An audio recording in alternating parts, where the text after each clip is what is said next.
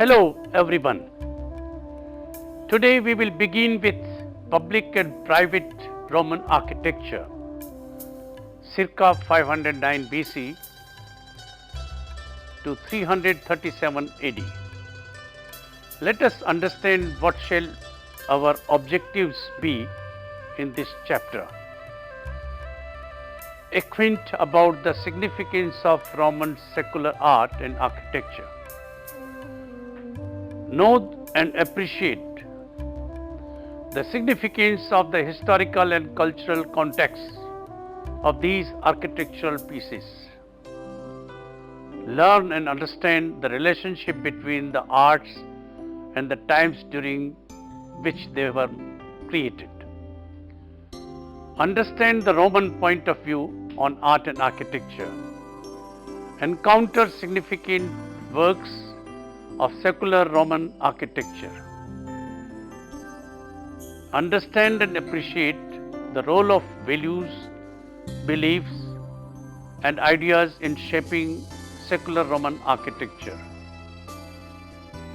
In this chapter, we shall look at the following: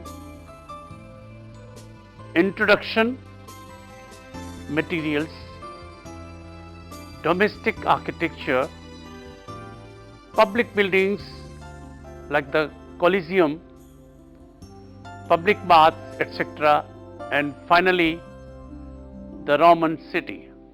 While accommodating the expanding territories and population, and also to clarify the state and the emperor, the Romans carried out extensive building programs.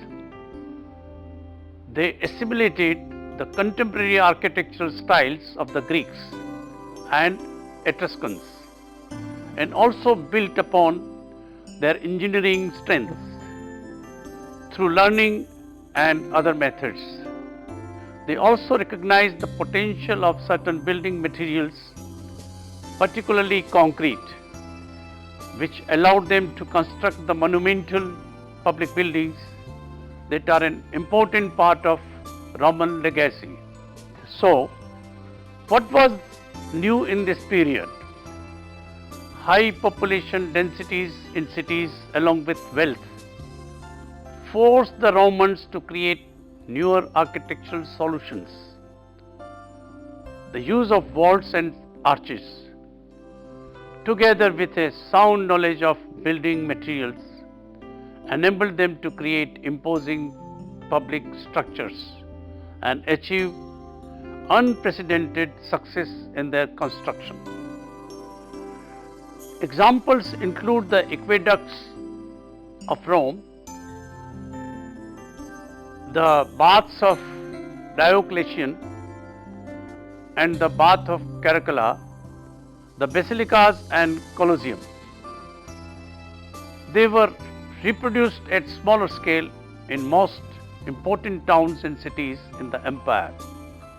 Some surviving structures are almost complete, such as the town walls of Lugo in Hispania and Tarraconensis or northern Spain.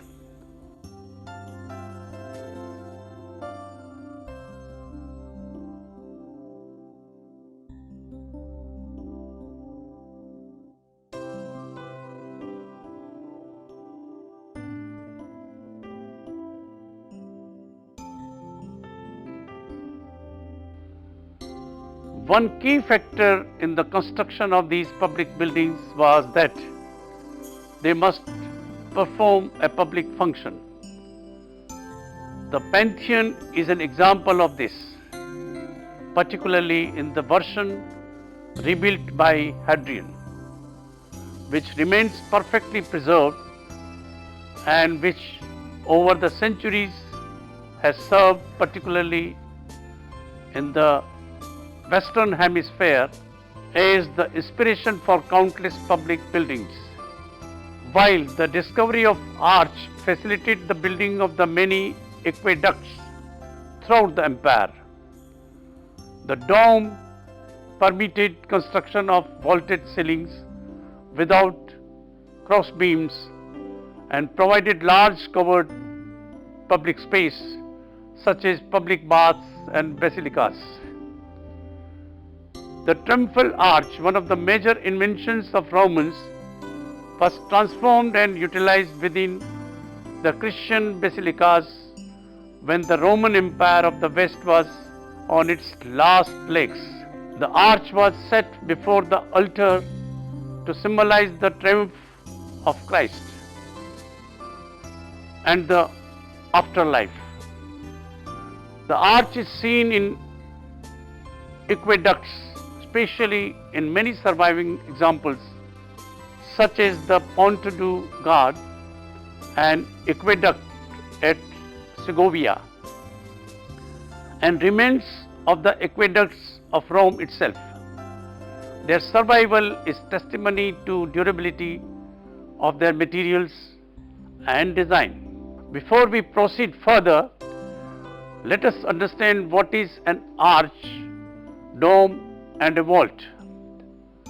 Just as the Romans recognized the potential of concrete, which had been invented in the ancient Near East, so too they developed the arch and the vault, which had previously been used in the ancient Near East and Etruria. The round arch may be thought of as curved lintel used to span an opening. A true arch is constructed of tapered, wedge-shaped bricks or stones called vosua, with a keystone at the center. The point at which the arch begins to curve from its vertical support is called the springing, because it seems to spring away from it.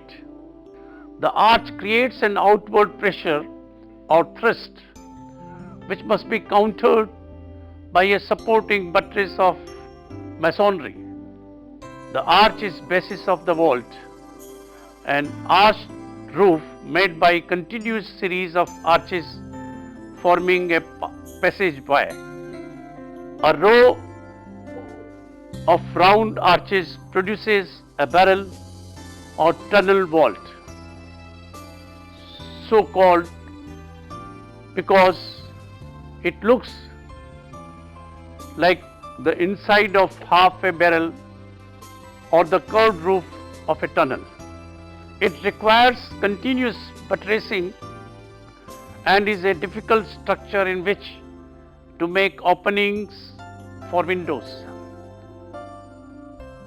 Vaults formed by a right-angled intersection of two identical barrel vaults are called groin or cross vaults.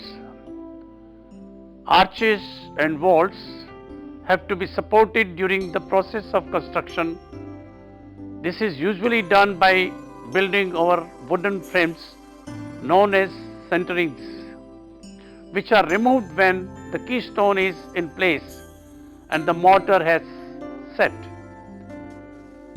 A dome is made by rotating a round arch through 180 degrees on its axis. In its most basic form, it is a hemisphere.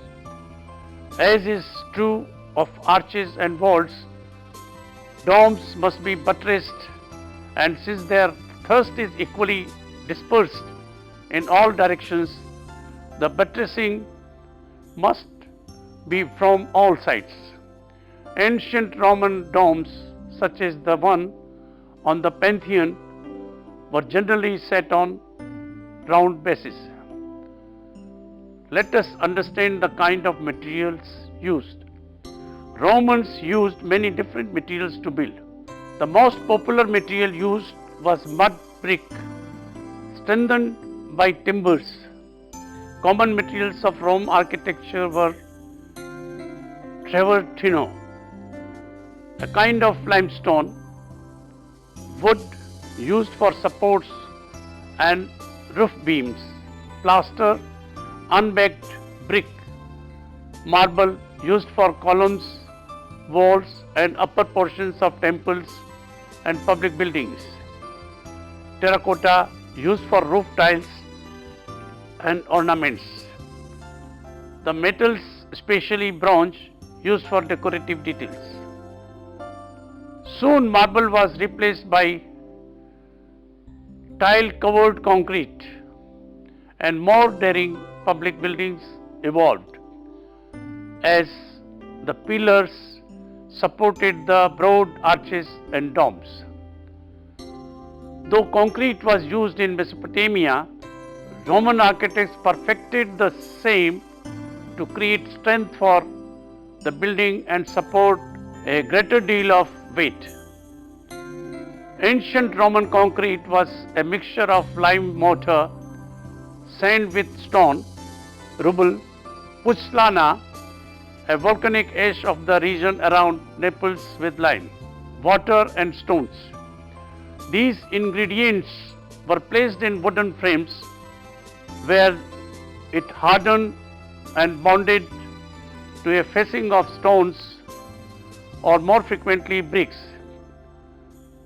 The wall became very strong afterwards and faced with attractive stucco or thin panels of marble or other colored stones called revetment. The architect was craftsman employed by the state or wealthy private clients. No distinction was made between the architect and building contractor. The architect designed the building, hired the laborers and craftsmen who built it, and was responsible for both its budget and its timely completion. Let us delve into the domestic architecture. The Roman domestic architecture was very sophisticated. Roman domestic, from the Latin word domus, meaning house. Architecture, though derived from Etruscan and Greek antecedents, developed its own features. The atrium was its chief feature, a large hall entered through a corridor from the street. The atrium roof usually sloped inward and a rectangular opening. The compluvium allowed rainwater to collect in an impluvium, a sunken basin in floor from which it was channeled into separate cistern. The compluvium was also the primary source of light in the domus. These houses had plain exteriors without windows. Additional rooms surrounding the peristyle included cubicula, bedrooms, slave quarters, wine cellars, and storage space. Rooms fronting on the street functioned as shops. Behind the unassuming facades were interiors that were often quite luxurious, decorated with floor and wall mosaics, paintings, and sculptures. The typical professional or upper class Roman house also had running water and sewage pipes.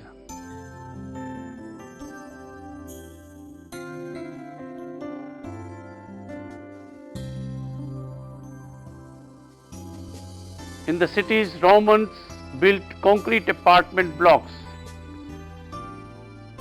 and tenements called insulae, the Latin word for islands, for the middle and the lower classes. These buildings were as high as 5 floors, with the ground floor for shops and other commercial activities, and upper families for residences. The families lived separately but shared common facilities such as the kitchen.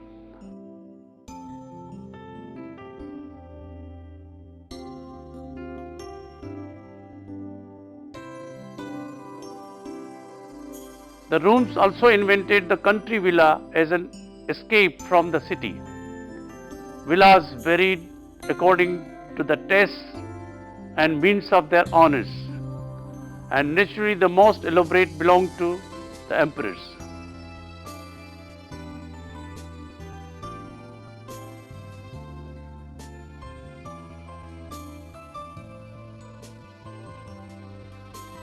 As life in Rome and its provinces became increasingly complex, the need for public spaces and public buildings grew. They led to the development of two characteristic architectural types, the forum and basilicas.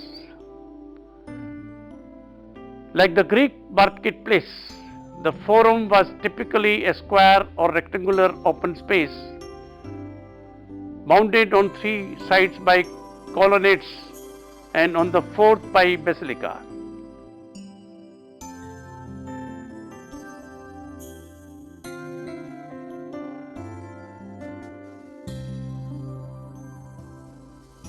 The basilica, from the Greek word basilikos, means royal, was a huge roofed building, usually at one end of a forum. It was used for commercial transactions and also served as a municipal hall and law court. Colonnades on either side of the nave provided an articulated space for specializing people awaiting trial and for those transacting business. Roofing was made of timber and covered with tiles, and the interior was adorned with marble and bronze.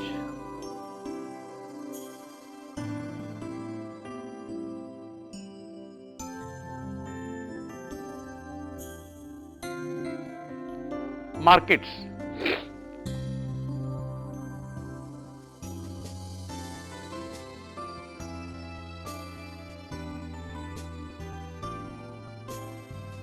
The markets of Trajan were distinct for their innovative engineering and architecture. Their concrete core was faced with brick, with a few details in wood and stone. They were conceived as part of total urban innovation that included Trajan's Forum, which was faced with marble. Public baths.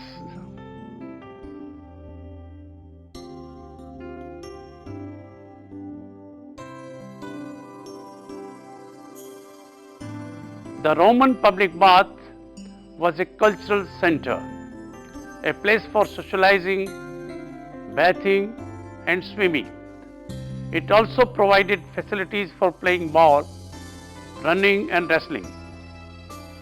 Amenities included a cold room, a warm room, a hot room, steam rooms, changing rooms, libraries, gardens, and a museum. Rome had 952 of them by the middle of the 4th century. Particularly magnificent were the baths of the Emperor Caracalla, who ruled from 211 to 217 AD.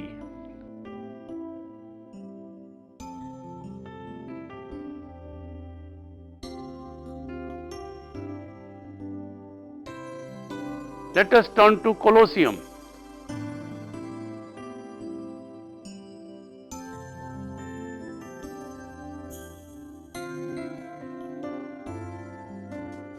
The Colosseum began in 72 AD under Vespasian and inaugurated in 80 AD by his son Titus, was primarily for public spectacles.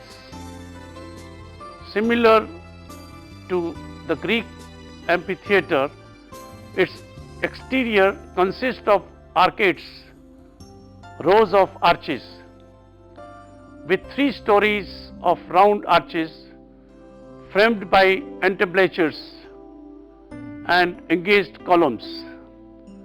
The Colosseum was built around a concrete core with an extensive system of halls and stairways for easy access. 2 types of vault were used in the corridor ceilings: the simpler barrel vault and the groin vault. also called a cross vault. The upper wall was fitted with sockets into which poles were inserted as supports for canvas coverings. These were stretched by sailors across the open top of an arena to protect spectators from the hot sun and run. Colosseum was designed for gladiatorial contests and combats between men and animals or between animals alone. The Colosseum remains a monument to the political acumen of imperial Rome, providing violent spectacles as well as creature comforts for its citizens. Look at some more views.